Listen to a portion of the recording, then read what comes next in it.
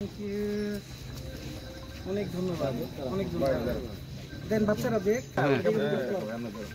তোমরা কি এখানে থাকো? আজকে পড়ছো? কি খাইছো? বিরিয়ানি। থ্যাংক ইউ, অনেক ধন্যবাদ। এদিকে আন, এদিকে আন। 10টা পর্যন্ত কি করো? Very good. নেই ফুল টাইম নেই এখন? আচ্ছা ঠিক আছে। ওরা নাম শুনি কিন্তু নেতা করে দেখি না। আসে আমাদের মাদ্রাসায় আছে, অনেক বড় বড় নেতারা আছে, আমরা দেখলাম, তাদেরকে ফুল দিলাম,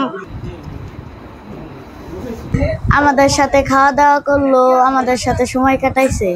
আমি এই মাদ্রাসায় পড়ি, আমাদের মাদ্রাসায় একজন বড় লোক আছে, লোকটি খুব ভালো লোক, লোকের আমরা ফুল দিয়েছি, লোকের সাথে আমরা খাওয়া দাওয়া করলাম, লোকটি খুব ভালো লোক।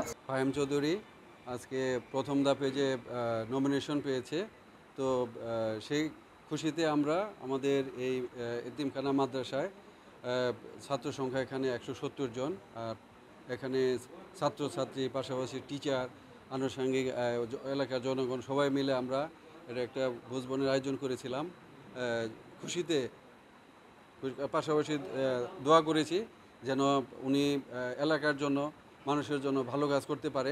আজকে এই বাসুরাকলা উত্তর পীরপাল নুরানি হাফিজিয়া মাদ্রাসা ও এতিমখানায় আজকে যে আয়োজন করা হয়েছে আমার মনোনয়ন প্রাপ্তির বিষয়ে বা মনোনয়নের খুশিতে, আমাদের শ্রদ্ধেয় বড় ভাই জনাব রাশেদুল ইসলাম সাহেব এই আয়োজন করেছে।